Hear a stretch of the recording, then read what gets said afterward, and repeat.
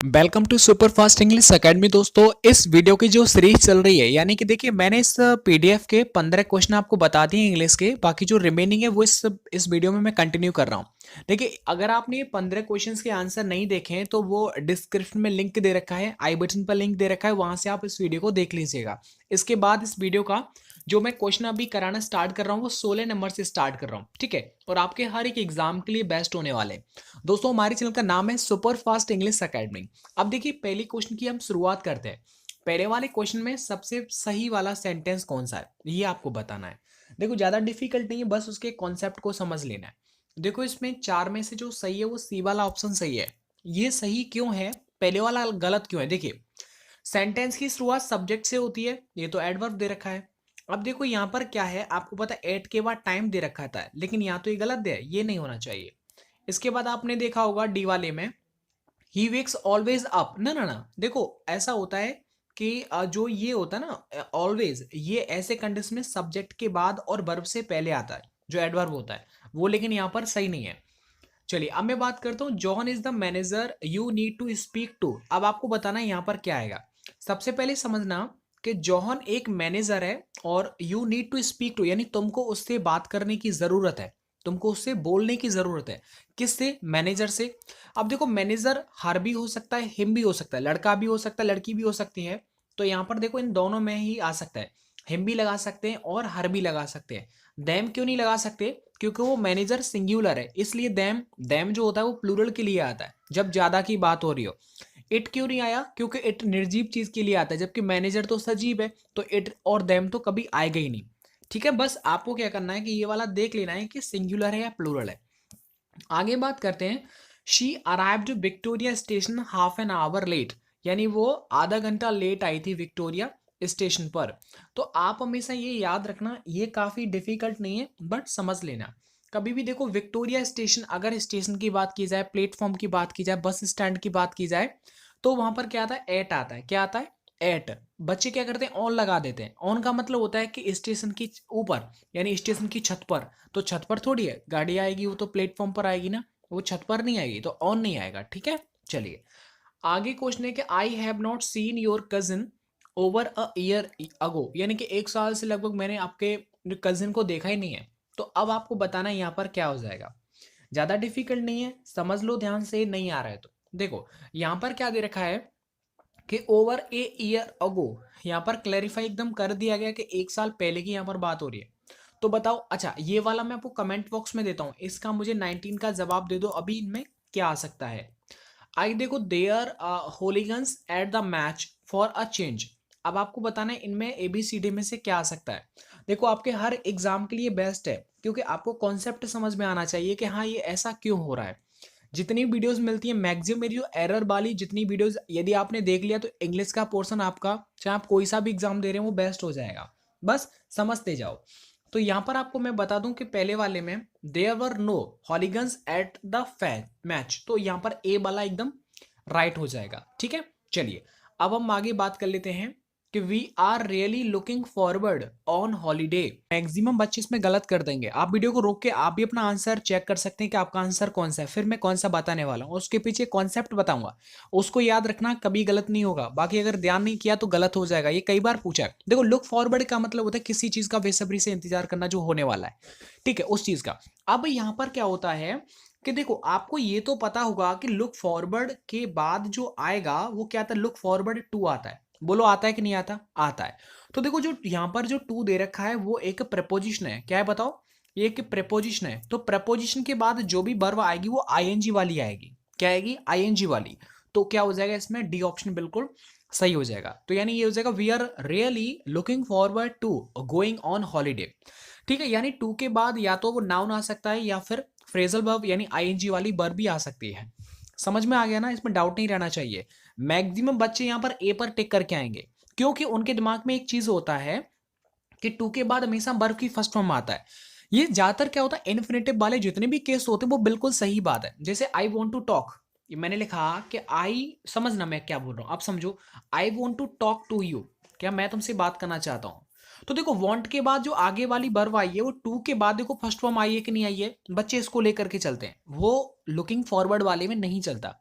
आप ऐसे याद रखो, देखो लुकिंग फॉरवर्ड यहाँ पर भी आईएनजी आ रही है, तो टू के बाद जो भी वर्ब आएगी वो आईएनजी वाली आएगी, तो यहाँ पर हो जाएगा डी वाला एकदम सही आंसर। आगे देखो, don't start dash that is for babies. अब आपको बताना है इसमें क्या आंसर हो सकता है। देखिए इसका राइट आंसर हो जाएगा क्राइंग एंड डोंट स्टार्ट। आपको एक चीज याद रखना है कि स्टार्ट के बाद अगर कोई वर्ब आएगी तो वो आईएनजी वाली आएगी। क्या आएगी? आईएनजी वाली। दोस्त, मेरे दोस्त, ये सब याद करने की चीजें होती हैं, इनमें कुछ मैं कुछ नहीं बता सकता। समझ में बात आ रहा है? ये सिर्फ क्या करना है आपको, याद करने वाली चीजें होती हैं। और देख, चलिए आगे क्वेश्चन है कि Naresh dash in Paris since 1999। अब यानी कि जो नरेश हैं वो क्या है कि 1999 से पेरिस के अंदर है, होना चाहिए Naresh has been living in Paris since 99। आपको एक कॉन्सेप्ट और आता है, देखो अगर यहाँ पर किसी भी सन दे रखी है सन, तो आपको सिंस लगाना है, ठीक है, ये बात याद रखना। आगे बात करते हैं कि चार में से कौन सा वाला सही होगा, तो इसमें आपको वीडियो को रोक करके खुद भी अपना माइंड यूज किया करो।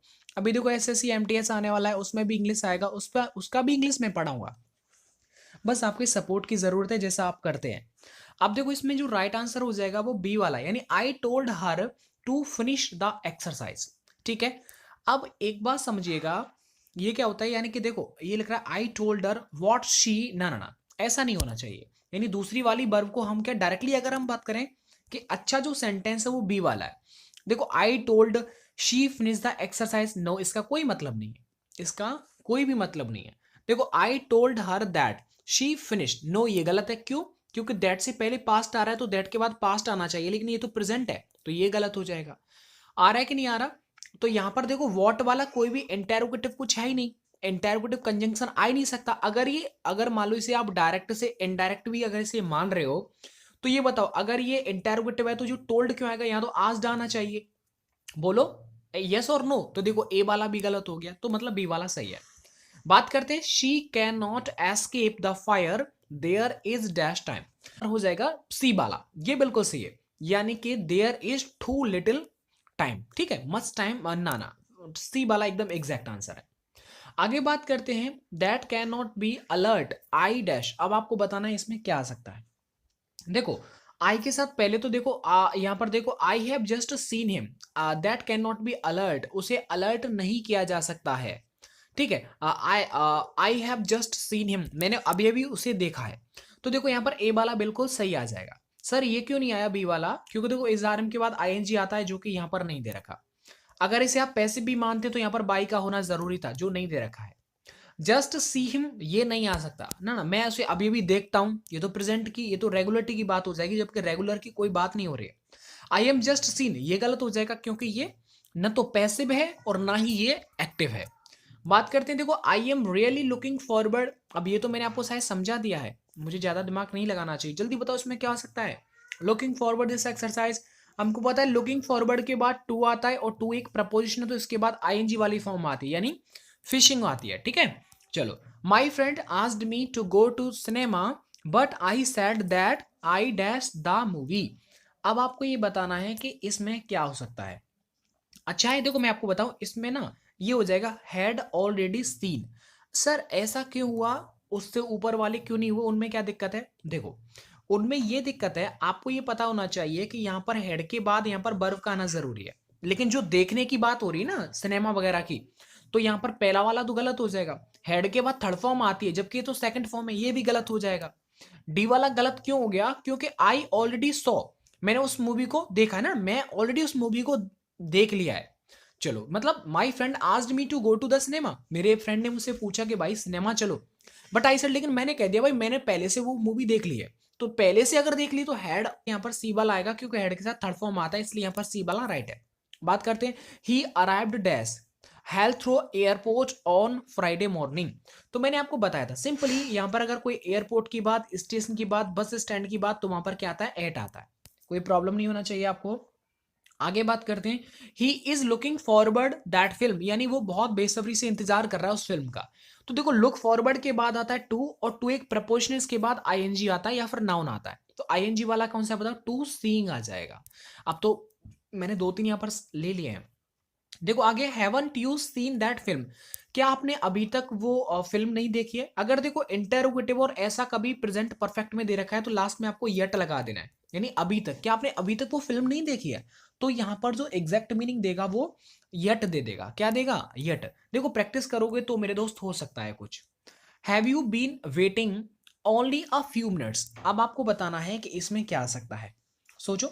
देखो यहां पर आ जाएगा how long have you been. आपको पता है अगर बीन आ रहा है तो आपको हाउ लॉन्ग टाइम है, टाइम। अच्छे देखो बी वाला क्यों नहीं आया, हाउ लॉन्ग में ही टाइम के बारे में बताया जाता है, कब से। तो यहां पर टाइम हाउ लॉन्ग जो है ना वो ऑलरेडी टाइम को शो करता है, तो टाइम लगाने की जरूरत नहीं है। वॉट टाइम ऐसा कोई सेंटेंस नहीं है, ये बिल्कुल गलत है। वॉट टाइम से स्टार्ट नहीं होता, वो हाउ लॉन्ग टाइम से होता है। फॉर हाउ लॉन्ग टाइम इसकी कोई जरूरत नहीं, क्योंकि हाउ लॉन्ग टाइम का ही हाउ लॉन्ग ही टाइम होता है पूरा। कि I went to the cinema in the afternoon before that I dash lunch. तो अब आपको बताना है इसमें क्या आ सकता है, जल्दी बताओ, सोचो जल्दी से। तो इसमें डी बी वाला आंसर बिल्कुल सही है, had already had. I went to the cinema in the afternoon, मैं दोपहर में सिनेमा गया। बिफोर दैट उससे पहले I had already had lunch, उससे पहले मैं ऑलरेडी लंच ले चुका था। ठीक है, तो यहां पर बी वाला एकदम सही है। देखो ये पास्ट की बात हो रही है तो आगे प्रेजेंट तो नहीं आ सकता ना, क्योंकि पास्ट में ही उसने डिनर ले लिया था, लंच ले लिया था। तो देखो है वाला तो आ नहीं सकता। ठीक है, अब आपको बताना है, देखो ऑलरेडी जो होता है। अब आपको एक चीज और देखिएगा, यहां पर जो ये हेड, आप सोच रहे होंगे सर दो बार हेड आ गया, नहीं, ये तो हेल्पिंग वर्ब है, और ये जो हेड है वो हैज हैव का थर्ड फॉर्म है। हैज है क्योंकि आपको पता है हेड के बाद थर्ड फॉर्म आता है, तो हैज हैव का थर्ड फॉर्म हेड होता है। इसलिए यहां पर हेड वाला प्रायोरिटी सही है, ना कि ए वाला। गॉट वाला प्रायोरिटी कोई सही नहीं। खाना लेने की बात हो रही है।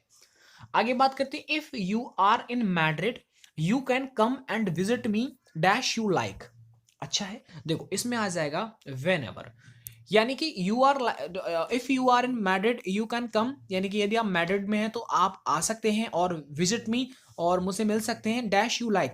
ठीक है, वेन एवर जब भी तुम मुझसे मिलना चाहते हैं तब आप मिल सकते हैं। तो देखो यहाँ पर वेन एवर एकदम एग्जैक्ट आंसर हो जाएगा। चलिए अब मैं आगे, देखो आगे तो पूरा खत्म हो गया।